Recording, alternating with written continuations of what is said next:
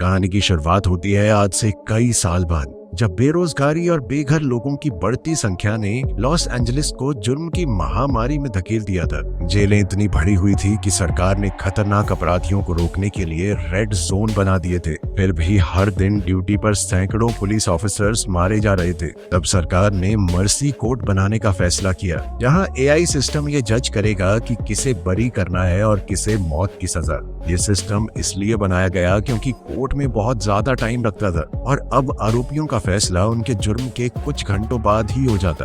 2 साल के अंदर इस प्रोग्राम ने 18 लोगों को सजाए मौत दे दी और इससे क्राइम रेट 68% तक कम हो गया, जिससे करोड़ों टैक्स डॉलर बचे और लोगों को दोबारा से सुरक्षित महसूस होने लगा। फिर हम एक कोर्ट रूम देखते हैं जहां पर डिटेक्टिव क्रिस की आंख खुली। वो एक कुर्सी से बंधा हुआ था और उसके सामने स्क्रीन पर मर्सी प्रोग्राम का प्रमोशनल वीडियो चल रहा था। फिर अचानक एआई जज मैडॉक्स स्क्रीन पर सामने आई और उसने घोषणा की कि अब ट्रायल शुरू हो सकता है, क्योंकि क्रिस की शराब आखिरकार उतर चुकी थी। उसने बताया कि क्रिस लगभग 6 घंटे तक बेहोश रहा और साथ ही कहा कि कसम खाओ, जो कहोगे सच कहोगे। जब क्रिस ने बाइबल पर हाथ रख के कसम खाई तो मैडॉक्स ने खुलासा किया कि तुम्हारे ऊपर तुम्हारी पत्नी के कत्ल का आरोप है। बॉडी कैम फुटेज में पुलिस की एक टीम क्रिस के घर में घुसती दिख रही थी। उन्होंने उसकी पत्नी निकोल को जमीन पर खून से लथपथ पड़ा हुआ देखा और उनकी बेटी ब्रिट उसके सामने रो रही थी। निकोल को चाकू मारा गया था और जब पुलिस ने पूछा कि ये किसने किया तो उसने क्रिस का नाम लिया।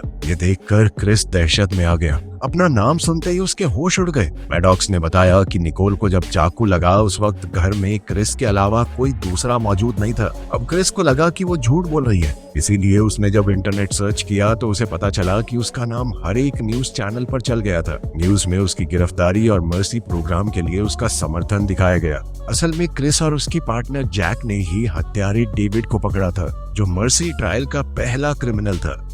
खैर, फिर मैडॉक्स ने क्रिस से पूछा कि तुम कोर्ट में क्या कहना चाहते हो, तो क्रिस ने कहा कि मैं बेकसूर हूँ। लेकिन मैडॉक्स ने सबूतों को एनालाइज करके ये नतीजा निकाला कि उसके अपराधी होने की संभावना 97.5% है। उसे बताया गया कि अगर फांसी से बचना है तो इस नंबर को 92% तक लेकर जाओ और अपनी सफाई देने के लिए उसके पास सिर्फ 90 मिनट है। इसके लिए उसे शहर के हर एक कैमरा, हर एक डेटाबेस का एक्सेस दे दिया गया और साथ ही वो शहर में रहने वाले किसी भी इंसान के डिवाइस को कनेक्ट कर सकता है। अगर वो हार गया तो जिस कुर्सी पर बैठा है यही उसे जबरदस्त झटका दे के मार देगी। फिर जैसे ही स्क्रीन पर टाइमर शुरू हुआ तो मैडॉक्स ने सबूत दिखाने शुरू कर दिए। उसके मुताबिक क्रिस सुबह 8:51 पर काम पर पहुंचा, लेकिन वो अपनी गाड़ी से बाहर नहीं निकला बल्कि सीधा घर चला गया। लेकिन निकोल ने दरवाजा खोलने से मना कर दिया और कहा कि जो बात करनी है अपने लॉयर से कहना, वो मुझ तक पहुंचाएगा। इस बात से गुस्सा होकर क्रिस ने कैमरा पर मुक्का मारा और फिर अपनी चाबी से दरवाजा खोल लिया।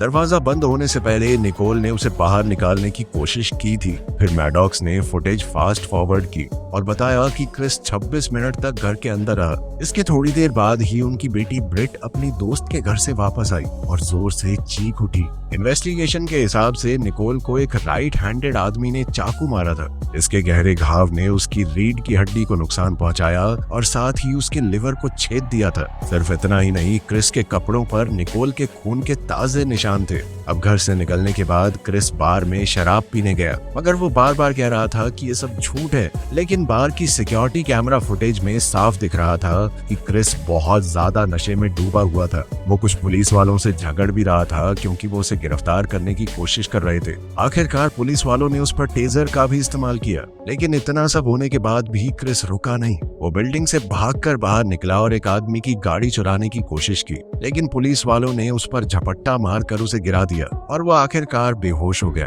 क्रिस को इन सब बातों में से कुछ भी याद नहीं था और मैडॉक्स ने इसका पूरा दोष शराब पर डाल दिया। इस पर क्रिस ने कहा कि मैं अपनी बेटी ब्रिट से बात करना चाहता हूँ, लेकिन ट्रायल के रूल्स के हिसाब से गवाहों को सिर्फ कॉल किया जा सकता है और 18 साल से कम उम्र के लोगों को तो ये भी अलाउड नहीं है। फिलहाल ब्रिट अपने नाना नानी के घर पर थी, लेकिन रूल्स में ये भी लिखा है कि अगर किसी आदमी का मरे हुए इंसान से रिश्ता हो तो वो इंसान एक मैसेज भेजकर कॉल की रिक्वेस्ट कर सकता है। अब क्रिस ने अलग अलग तरीके से अपनी बात कहने की कोशिश की, लेकिन उसे समझ ही नहीं आ रहा था कि क्या लिखे। आखिरकार उसने मैडॉक्स से ही कहा कि ब्रिट को एक ऑटोमेटिक मैसेज भेज दो अपना, अगर अपने बाप पर भरोसा होगा तो बात कर लेगी। रूल्स ये भी कहते थे कि आरोपी अपने स्पॉन्सर से बात कर सकता है। फिर स्क्रीन पर अल्कोहलिक्स एनोनिमस से रॉब की वीडियो चल रही थी, जहां वो क्रिस को डांट रहा था कि जब तेरा पीने का मन हो रहा था तो तूने मुझे कॉल क्यों नहीं की। असल में रॉब निकोल के साथ काम करता था और जब निकोल अपनी शिफ्ट पर नहीं पहुंची तो पुलिस को फोन भी उसी ने किया था।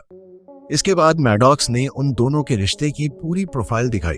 क्रिस और निकोल 20 साल पहले प्यार में पड़ गए थे और फिर 3 साल बाद उन्होंने शादी भी कर ली, जिसके लगभग 1 साल बाद ब्रिट पैदा हुई। उनकी जिंदगी खुशहाल चल रही थी, मगर फिर क्रिस का पार्टनर रे ड्यूटी के दौरान मारा गया, जिसके बाद क्रिस दोबारा से शराब की लत में पड़ गया। ये चीज धीरे धीरे उनके परिवार को तोड़ रही थी। आखिरकार निकोल ने तलाक के बारे में सोचना शुरू कर दिया। उसके परिवार और दोस्तों को भेजे गए मैसेजेस से पता चला कि पिछले 6 महीनों में क्रिस 57 बार अपना आपा खो चुका था। फिर एक और वीडियो में ब्रिट एक लड़के से बात करती हुई दिख रही थी, जिसे क्रिस बिल्कुल भी पहचान नहीं पाया। तब पता चला कि ब्रिट के सीक्रेट सोशल मीडिया अकाउंट थे, जहां वो अपनी पार्टी आउटफिट पोस्ट करती थी। वो अपनी दोस्त को बता रही थी कि उसकी माँ रो रही है। उसके पापा अक्सर दारू पीने के बाद गुस्से में आ जाते हैं। इसी बीच ब्रिट ने क्रिस को कॉल किया और बुरी तरह रोने लगी। क्रिस ने उसे यकीन दिलाया कि मैंने माँ को नहीं मारा, मुझे गलत गिरफ्तार किया इन्होंने। लेकिन अफसोस ब्रिट के नाना ने उससे जबरदस्ती फोन कटवा दिया। फिर मैडॉक्स ने क्रिस को याद दिलाया कि तुम्हारे पास 1 घंटा और 8 मिनट बचे हैं। फिर क्रिस ने तुरंत जैक को कॉल किया, जो अभी भी निकोल के क्राइम सीन पर काम कर रही थी। क्रिस ने स्क्रीन पर सारी केस फाइल्स को चेक किया और फिर जैक से कहा कि मुझे घर का हर एक कोना दिखाओ। अब जैक के टूर के ऊपर ही क्राइम सीन का डिजिटल रिकंस्ट्रक्शन दिखाई दे रहा था। वहाँ लिविंग रूम में जमीन पर एक टूटा हुआ वाज पड़ा था, जो शायद तब टूटा जब निकोल अपने आप को बचा रही होगी। रसोई में ब्रिट के खून लगे पैरों के निशान मिले थे और दीवार पर भी खून के निशान थे, जो मारपीट की तरफ इशारा कर रहे थे। एक टूटी हुई प्लेट दिखा रही थी कि निकोल ने खुद को बचाने की कोशिश की थी और एक नाइफ सेट से एक चाकू गायब था, जिसे मर्डर के लिए इस्तेमाल किया गया था। उस चाकू पर क्रिस के फिंगरप्रिंट भी थे। इस पर उसने सफाई दी कि मेरा ही घर है भाई, मैं कुकिंग के लिए इस्तेमाल करता था उसे, सब्जियां कैसे काटूंगा। साथ ही पुलिस को कुछ बाल, स्किन और डीएनए भी मिला, जो क्रिस से बिल्कुल मैच करता था। फिर क्रिस ने निकोल के फोन रिकॉर्ड्स चेक किए, क्योंकि उसे याद था कि वो झगड़े के बाद किसी को तो टेक्स्ट कर रही थी, लेकिन उस वक्त के आसपास का कोई भी टेक्स्ट या कॉल रिकॉर्ड भी नहीं मिला। तब क्रिस ने पूछा कि उसका काम वाला फोन भी था। मैडॉक्स को ये पता नहीं था कि निकोल के पास दूसरा फोन भी है, इसीलिए उसने क्रिस के कॉल रिकॉर्ड से नंबर निकाला और उस पर फोन किया। उधर घर में जैक को कहीं से रिंगटोन सुनाई दी। वो उस आवाज का पीछा करते हुए बाहर खड़ी एक गाड़ी तक जा पहुंची। उसने गाड़ी का शीशा तोड़ दिया और निकोल के फोन को बाहर निकाला, लेकिन तब पता चला कि ये फोन तो रजिस्टर्ड ही नहीं है। इस फोन का उनके पास कोई रिकॉर्ड नहीं था। इस बरामद किए गए फोन से पता चला कि इस फोन से सिर्फ एक ही नंबर को कॉल और टेक्स्ट भेजे गए थे और वो नंबर भी इसी तरह ब्लैक मार्केट से खरीदा गया था, वो भी रजिस्टर्ड नहीं है। मैडॉक्स ने उस खुफिया नंबर पर कॉल किया, लेकिन जैसे ही सामने वाले ने उसकी आवाज सुनी उसने तुरंत फोन काट दिया, मगर इतना काफी था लोकेशन को ट्रैक करने के लिए। और फिर जैक अपनी फ्लाइंग बाइक पर वहां के लिए निकल पड़ी। इंतजार करते हुए मैडॉक्स को एहसास हुआ कि क्रिस पहले से ये बात जानता था कि निकोल कुछ तो छुपा रही है, और इस पर उसने बताया कि तुम्हारे अपराधी होने की परसेंटेज अब 0.1% कम हो चुकी है। उधर फोन एक होटल में मिला और कोई उसे पीछे के दरवाजे से बाहर ले जाने वाला था।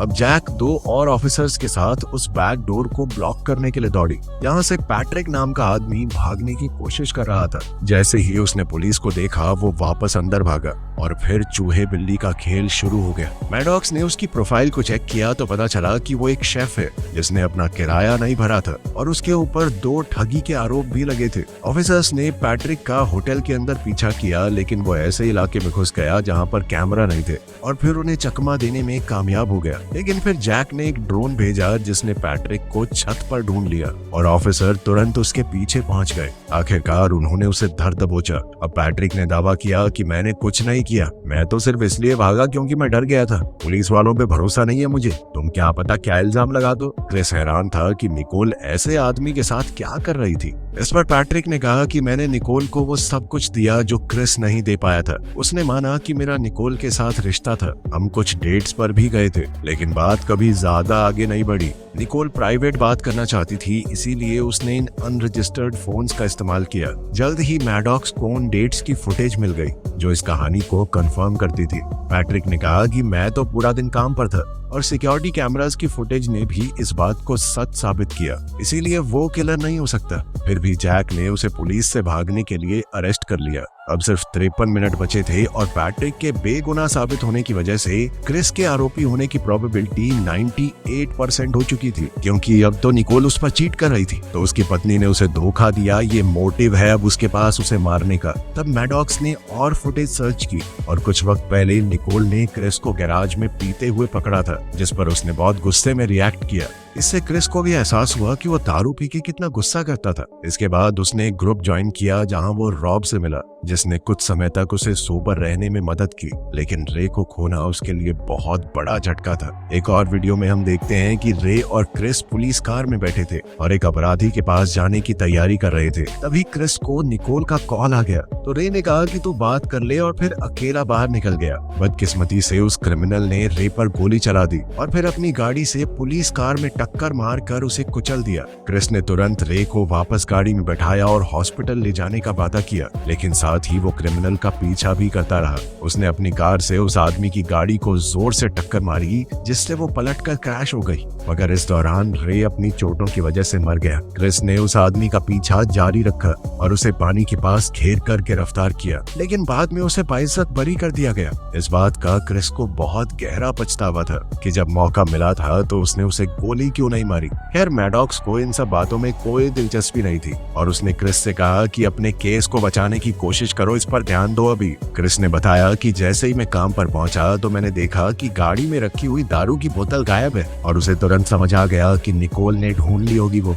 इसीलिए मैं सीधा घर पे गया था। घर में दोनों के बीच में तेज बहस हुई थी और गुस्से में मैंने वो वास तोड़ दिया था जो निकोल को बहुत पसंद था। वास के टूटे हुए टुकड़ों से निकोल को चोट लग गई, इसी वजह से उसके कपड़ों पे थोड़ा सा खून मिला था, लेकिन उसके बाद क्या हुआ मुझे कुछ भी याद नहीं है। अब वो खुद सोचने लगा कि कहीं उसने ही निकोल को मार तो नहीं दिया। मैडॉक्स ने उसे याद दिलाया कि तुम्हारे पास सिर्फ 43 मिनट बचे हैं, तुम्हारे पास सारे टूल्स अवेलेबल हैं, पता लगाना है तो लगाओ ना। अब क्रिस ने जेल में बंद पैट्रिक को कॉल किया और पूछा कि क्या निकोल किसी टेंशन में थी। तब पैट्रिक ने बताया कि ऑफिस में उस पर काफी प्रेशर था, क्योंकि कुछ केमिकल्स गायब हो गए थे और उसे अपने ही कोवर्कर्स पर नजर रखनी पड़ रही थी। ये सुनते ही क्रिस को लगा कि शायद क्रिमिनल निकोल के ऑफिस से हो सकता है, लेकिन मैडॉक्स ने बताया कि संडे की बारबेक्यू पार्टी के बाद उनमें से कोई भी उनके एरिया में नहीं देखा गया। फिर क्रिस ने जैक को वाइकिंग शिपिंग डिपो भेजा, वो वही कंपनी थी जहां निकोल काम करती थी। इंतजार करते हुए क्रिस उस बारबेक्यू पार्टी की क्लिप्स देखने लगा ताकि निकोल के कोवर्कर्स को पहचान सके। मैडॉक्स ने कहा कि उन सब के पास कोई ना कोई था जो ये गारंटी ले सके कि हाँ, मर्डर के टाइम पर ये आदमी हमारे साथ ही था। फिर क्रिस ने अपने पड़ोसी के कैमरा की फुटेज को चेक करने को कहा, लेकिन उसमें कुछ खराबी आ गई थी और फुटेज अब दोबारा से निकाली जा रही थी। फिर उसने बारबेक्यू में कार से आए लोगों की फुटेज को देखा और उसने नोटिस किया कि रॉब की गाड़ी में 3 एक्स्ट्रा लोग थे। क्रिस ने रॉब को फोन करके पूछा कि उसने किसको लिफ्ट दी थी। रॉब ने उनके नाम बताए और कहा कि वो लोग मेरे साथ वापस नहीं आए, लेकिन कल किसी ने भी काम से छुट्टी नहीं ली। अब बेचैन होकर क्रिस ने ब्रेट का कल रात वाला वीडियो दोबारा देखा और टाइम स्टैम्प्स चेक की। ब्रेट की वीडियो उस वक्त की थी जब क्रिस ऑफिस में था, इसीलिए वो निकोल को रुलाने के लिए घर पर हो ही नहीं सकता।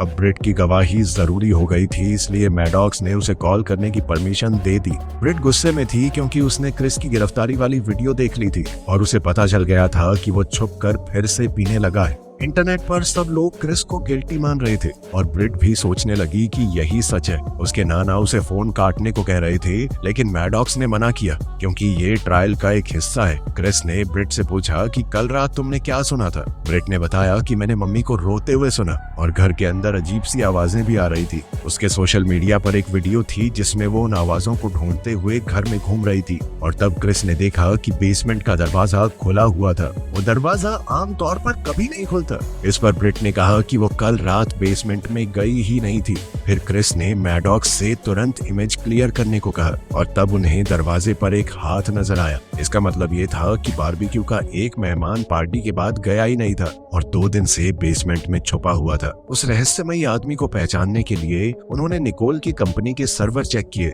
ईमेल्स देखते हुए क्रिस को पता चला कि कोई तो नकली स्टॉक रिकॉर्ड्स बना रहा था ताकि पिछले 6 महीनों में गायब हुए 300 किलो केमिकल्स को छुपाया जा सके। वो केमिकल यूरा ग्रेन्युलस था जो फर्टिलाइजर और डर्मेटोलॉजिकल प्रोडक्ट था। वो रेड जोन्स में कुछ बेहद खतरनाक गैर कानूनी चीजें बनाने में काम आता था। फिर क्रिस ने देखा कि एक ईमेल में निकोल को डॉक्स पर मिलने को कहा गया था, इसलिए क्रिस ने उस मीटिंग का सिक्योरिटी फुटेज निकाला। फुटेज में निकोल को होल्ट के साथ बहस करते हुए देखा गया, जहां होल्ट कह रहा था कि पुलिस के पास मत जाना, मुझे कुछ और दिन दे दो, मैं सब सही कर दूंगा। मगर निकोल ने मना कर दिया क्योंकि उसकी अपनी नौकरी दांव पर लगी हुई थी और गुस्से में होल्ट अपना सामान इधर उधर फेंकने लगा।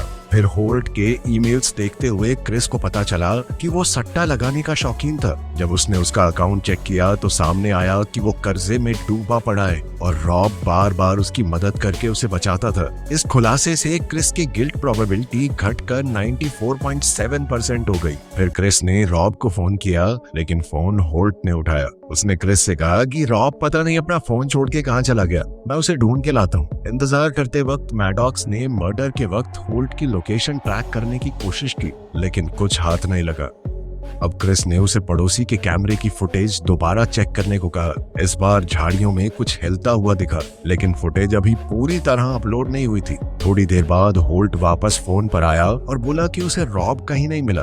क्रिस ने उस पर केमिकल्स चुराने का इल्जाम लगाया। तब होल्ट ने सच बताया कि असल में चोरी रॉब कर रहा था। होल्ट को लगता था कि वो रॉब का एहसानमंद है, इसीलिए उसने निकोल के मामले में भी उसकी मदद करने की कोशिश की। अब वो खुद उसे ढूंढ नहीं पा रहा था। फिर एक कोवर्कर ने बताया कि रॉब एक ट्रक लेकर निकला था। होल्ट ने यह भी बताया कि रॉब कल काम पर नहीं आया था और आखिरी बार उसे बारबेक्यू में देखा गया था। उस दिन रॉब ने मुझसे कहा था कि मैं बाकी लोगों को अपनी कार में लिफ्ट दे दूं, जबकि वो खुद थोड़ी देर और रुकेगा। फिर मैडॉक्स ने मिसिंग ट्रक को ट्रैक कर लिया और क्रिस ने जैक को उसके पीछे भेजा क्योंकि उसे याद था कि रॉब के पास बंदूक का लाइसेंस है। इसी दौरान पड़ोसी के कैमरे की फुटेज फाइनली अपलोड हो गई और उन्होंने देखा कि रॉब पड़ोसी की कार के ट्रंक से बाहर निकल रहा था। फिर भी क्रिस के गुनहगार होने की प्रोबेबिलिटी सिर्फ 93.4% तक आई। इस बात से वो बहुत गुस्सा हुआ। उसने मैडॉक्स से बहस करनी शुरू की और उसके इतने गहरे सवालों की वजह से मैडॉक्स थोड़ी देर के लिए ग्लिच करने लगा। यार अब सिर्फ 19 मिनट बचे थे। क्रिस ने जंगल में रहने वाले अपने कुछ दोस्तों से कांटेक्ट किया और उन्हें रॉब की बंदूकों के बारे में बताया। अब जैक और उसकी टीम ने रॉब के घर को घेर लिया और अंदर घुस गए लेकिन वो कहीं नहीं मिला। क्रिस ने देखा कि बाहर ट्रक खड़ा ही नहीं है। तब उसे समझ आया कि रॉब ट्रैकर निकालकर ट्रक को घर पर ही छोड़ गया और वो खुद कहीं और ही निकल चुका था। फिर मैडॉक्स ने पूरे शहर में ट्रक को ढूंढा लेकिन लाइसेंस प्लेट नहीं मिली, मतलब रॉब ने उन्हें भी उतार दिया था। अब क्रिस ने जैक से वाइकिंग शिपिंग कंपनी के ट्रक के लिए अलर्ट जारी करने को कहा। रॉब के घर में पुलिस को एक टूटी हुई तस्वीर मिली जिसके फटे हुए कोने पर एक हाथ नजर आ रहा था। असल में रॉब बचपन में एक चिल्ड्रंस होम में पला बड़ा था और उसके रिकॉर्ड्स एक डेटा हैक में खो गए थे, इसीलिए मैडॉक्स को असली फोटो ऑनलाइन ढूंढने में वक्त लगने लगा। बाद में गैराज के अंदर पुलिस को केमिकल्स और जले हुए सबूत मिले। औजार देखकर समझ आया कि रॉब केमिकल्स को बेच नहीं रहा था बल्कि उनसे बहुत खतरनाक चीजें बना रहा था। ट्रक की नंबर प्लेट्स भी वहीं पर मिली, साथ ही एक किताब जो केमिकल से बम बनाने का तरीका सिखाती थी। अगर रॉब ने बॉम्ब बना ही लिया है तो ये पता लगाना जरूरी था कि टारगेट है कौन। तभी कैमरा ने ट्रक को शहर की सड़क पर बहुत तेजी से डाउनटाउन की तरफ जाते हुए पकड़ लिया। उसी वक्त मैडॉक्स को पुरानी तस्वीर का दूसरा हिस्सा मिल गया और पता चला कि उसमें जो दूसरा लड़का था वो डेविड था, वही पहला क्रिमिनल जिसे मर्सी ने मारा था। डेविड और रॉब भाई थे, लेकिन फिर एक परिवार ने सिर्फ रॉब को गोद ले लिया और बाद में उसका सरनेम भी बदल गया। डेविड की मौत के बाद रॉब ने ही क्रिस से दोस्ती की थी, मतलब ये कि सब कुछ उसकी प्लानिंग का हिस्सा था। क्रिस को समझ आ गया कि रॉब बदला लेना चाहता है और बम लेकर वो सीधा कोर्ट रूम की तरफ आ रहा था। तभी एक ड्रोन ट्रक के इतना करीब पहुंच गया कि ये कंफर्म हो गया स्टीयरिंग पर रॉब ही बैठा है। ट्रक चलाते वक्त रॉब किसी के साथ बात कर रहा था जो उसके साथ वाली सीट पर बैठा था, लेकिन कैमरा में पैसेंजर दिख नहीं रहा था। शक बढ़ने लगा तो क्रिस ने तुरंत ब्रिट को कॉल किया,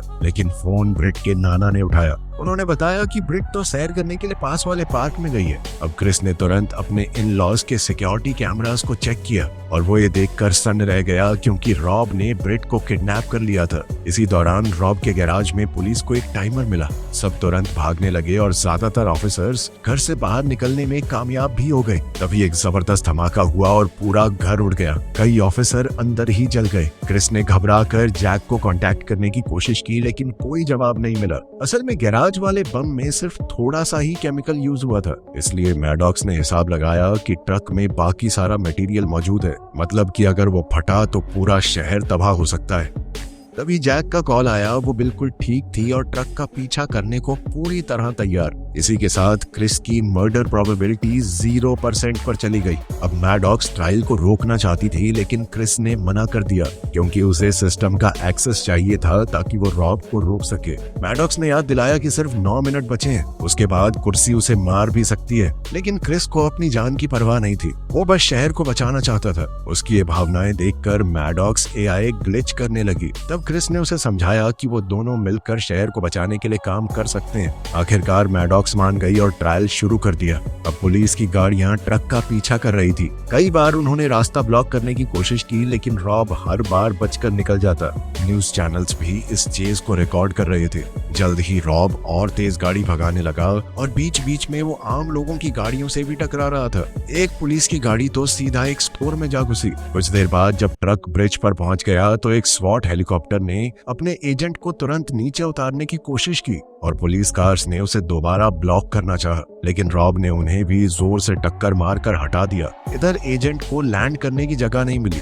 आखिरकार जैक को मजबूरन ऑर्डर देना पड़ा कि रॉब को गोली मार दी जाए। चाहे ब्रिट भी ट्रक के अंदर है, इस बात से कोई फर्क नहीं पड़ता। क्रिस ने कहा कि तुम ऐसा नहीं कर सकती, लेकिन जैक ने उसे नजरअंदाज किया। इधर मैडॉक्स ने भी माना कि यही बेस्ट प्लान है। फिर एक रिमोट कंट्रोल कार में बम लगाकर ट्रक के नीचे भेजा गया, लेकिन बदकिस्मती से कनेक्शन फेल हो गया और ब्लास्ट नहीं हुआ। क्रिस को शक हुआ कि कहीं मैडॉक्स ने उसे हैक तो नहीं किया, लेकिन मैडॉक्स ने कोई जवाब नहीं दिया। अब सिर्फ 4 मिनट बचे थे तो मैडॉक्स ने तुरंत इलाका खाली करने का अलर्ट भेज दिया। फिर क्रिस ने जैक से कहा कि ट्रक के आगे आगे उड़ो। उसने देखा कि ब्रिट मदद की भीख मांग रही थी, जबकि वो रॉब को समझाने की कोशिश कर रहा था। गुस्से में रॉब चिल्लाया कि डेविड बेगुनाह था, लेकिन जैसे ही वो कुछ और कहने वाला था, जैक ने फायरिंग शुरू कर दी, मगर इससे उसका कंट्रोल हिल गया और वो बाइक से गिर पड़ी। इधर ट्रक सीधा कोर्ट बिल्डिंग में जा टकराया। उसी वक्त समय खत्म हुआ और चेयर एक्टिव होने लगी। मैडॉक्स का सिस्टम पावर कट होने की वजह से स्पेयर बैटरी पर चल रहा था, इसीलिए वो तुरंत काम नहीं कर पाई। फिर लॉबी में रॉब ने ब्रिट को ढाल बनाकर जो भी गार्ड उसके सामने आए उन पर गोलियां चलाई। अब आखिरी 10 सेकंड बचे थे और तभी चेयर एक्टिवेट होने लगी। क्रिस मदद के लिए चीखने लगा।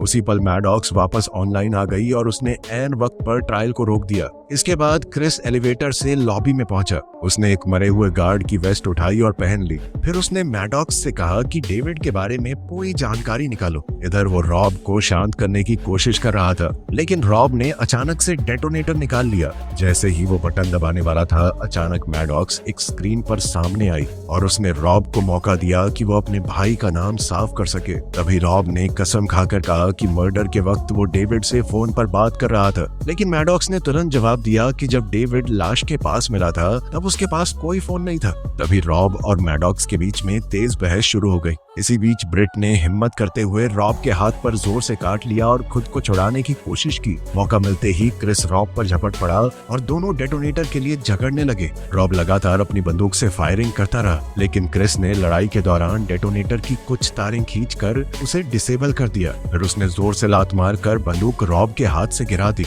अब क्रिस ने तुरंत बंदूक उठाई और रॉब पर तान दी। उसकी आंखों में गुस्सा था, निकोल का बदला लेने की बेचैनी थी, लेकिन ब्रिट रोते हुए उसे रोकने लगी और कहने लगी कि प्लीज ऐसा मत करो पापा।